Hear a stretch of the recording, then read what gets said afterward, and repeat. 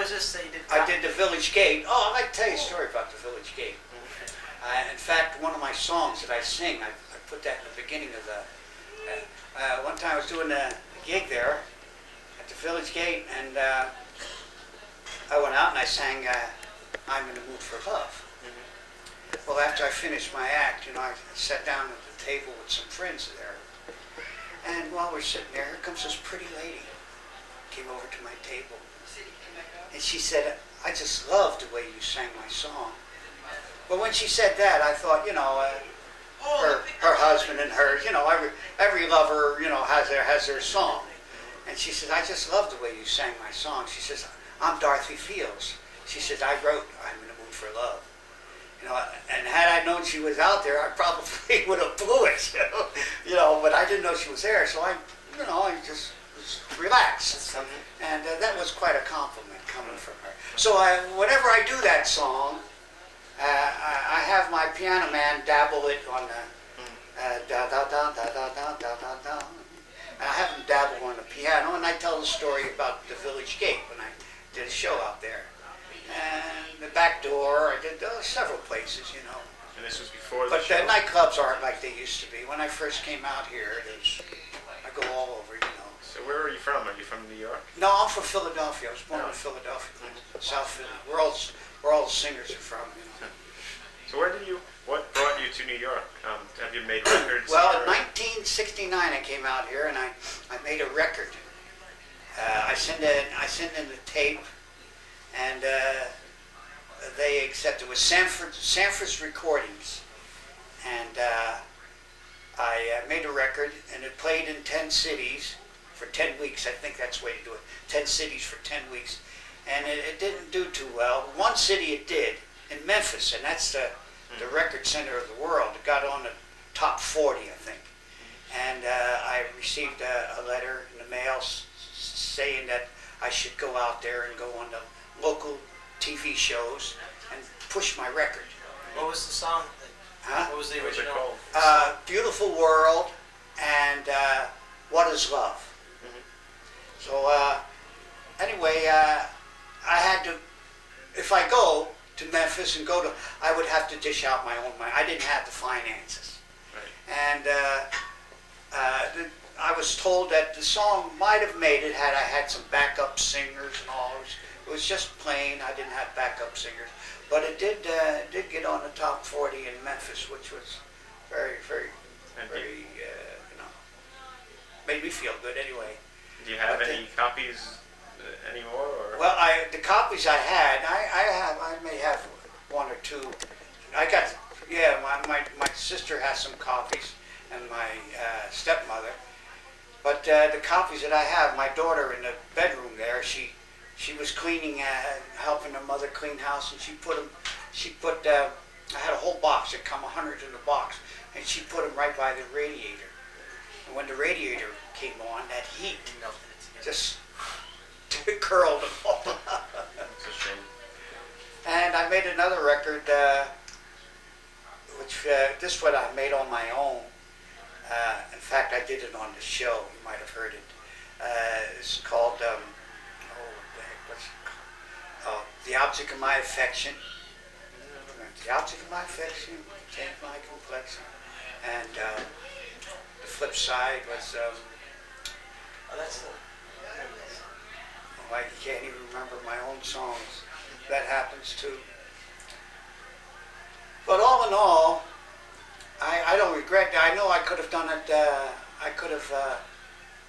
I look back and I feel I could have done some things that I didn't do. You know, that maybe would have helped out. You know, I didn't know when I first came here. I didn't know. I wasn't. I was. Well, when I first came here, let me tell you, I was born in Philadelphia, but I was transplanted in Colorado. And I lived in Colorado for a long time. And that's where I met my wife and everything. And coming out here, it's like being a hillbilly out here. Hey, look at here. You know, look up at that, all the buildings. They could tell I was, you know, not from New York. It was just like Philadelphia's a large city, you know. And you'd think, hey, this guy's heck.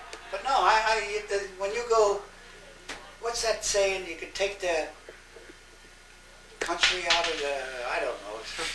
What is that saying? I don't remember. I know Anyway, which one you mean. when I felt, in other words, what I'm saying is, when I came here to New York, I was all in awe. You know, everything was strange to me. I didn't know how to go about it to do anything, and that's why I say, if had I known, or had I been here before and been around and all, I would have probably knew how to handle my show a little better. I like a lot of people. They like my show. Oh yeah. And I've got a lot of phone calls. I've got some bad phone calls too. You know. Really? Yeah. Like for instance, I don't know if you might want to edit this out or not, but I remember one time I had a show, and it was mostly black people, you know. And one girl I had on the show, I gave her a kiss and everything, and I got a call, and it says, "Is this Frank Masi from Stairway To Stardom?" I said, "Yes." He said, "Yeah, I saw your show the other day. You're a nigger lover, aren't you?" You know, and things like that. You know, I frown on that word. Was this a long time ago? I frown Like on the 70s? Yeah, this was a long time ago. This was in the early 80s, I think. And I frown on that word. I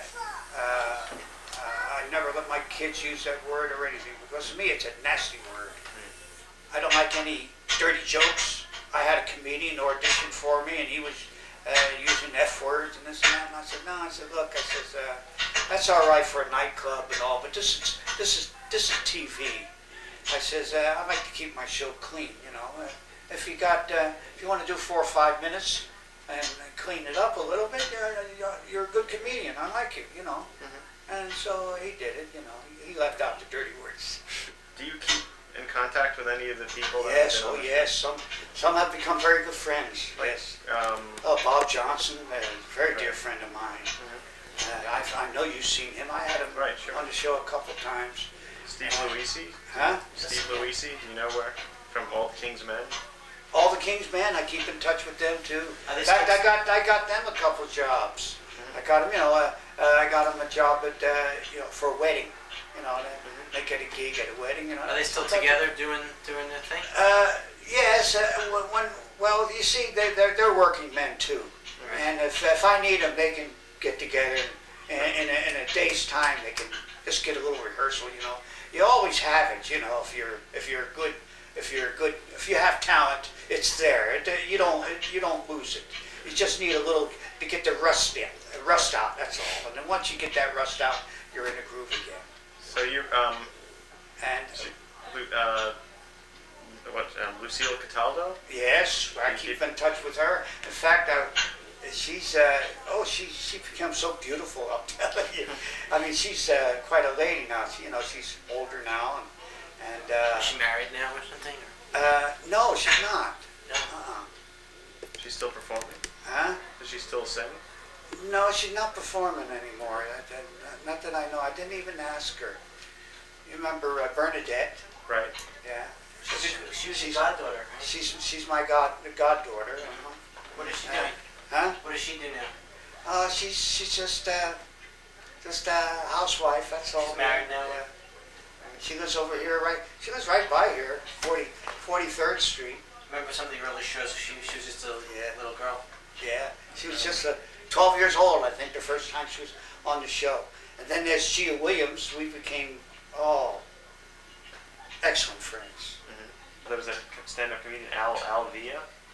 Oh, Al He Villa, was, yeah. Pancho Villa's grandson Yeah, or something? that's Yeah. Great grandson. Yeah, that was a friend of Don Costello's. Uh-huh. Yeah, they were very good friends.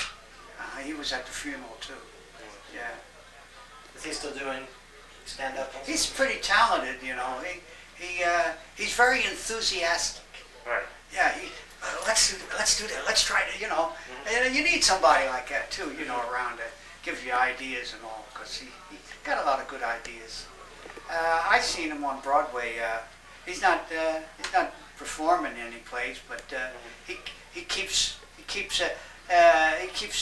trim. You know. Right.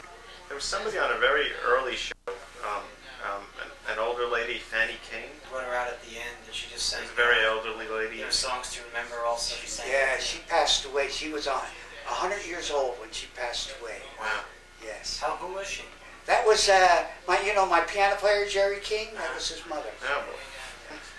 And she knew my song. Did you notice that? Yeah, She was, there are songs to remember. I put that mic right there in front of her. That's God bless her. Yeah.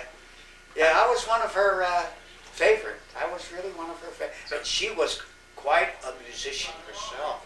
She played the piano. Well, she taught her son how to Yeah, play. he's a great piano player. And he's great. Did you like my last band I put together? The Obsessions? Yeah. Yeah, they the were very Obsessions, good. yeah. How did you Huh? get the idea for all those other... Well, I screened them. And Did you ever take them? Did you ever perform anywhere with the Obsessions as a group? with part of them, yes, part of them. We did, Gia Williams and I did a show over on 8th Avenue. It's the Blue Vessel, or it's the name of a ship, club we did. And then another place we did, once in a while, here's the way we do it too. I'm in the audience, say. And it's all put up, And ladies and gentlemen, we have a celebrity here in the audience that has a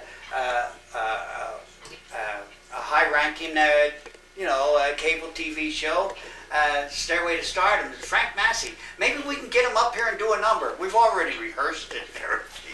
It's in the bag, and then we pass me a few bucks. I pass her a few bucks. We do it that way, Now there's here's what's so rough when, like I said, it got so expensive toward the end when I was taping. It would cost $350, $400 just for the studio. Plus, I would pay the musicians. I've always paid the musicians, and occasionally when I have a real professional group and I want them bad enough, or professional, I would pay them. So like at the Bushes, I paid everybody, and I had a lot of performers on that, the Bushes, and I paid every one of them, So that I made out all right because I got the cover. I got the cover charge. I think was $5 or something like that. And we had a full house, so I did pretty good. I made out all right. I mean, I paid my performers plus I got whatever was left. So you've had other jobs to support? Oh, I have to. Yeah, when you're in this business, that's why. Did you know that 80%? I was a waiter. Did you know that 80% of the waiters in Manhattan are in show business? Is that, Yeah. They need something to go in between jobs, Otherwise, you'll starve to death. Right.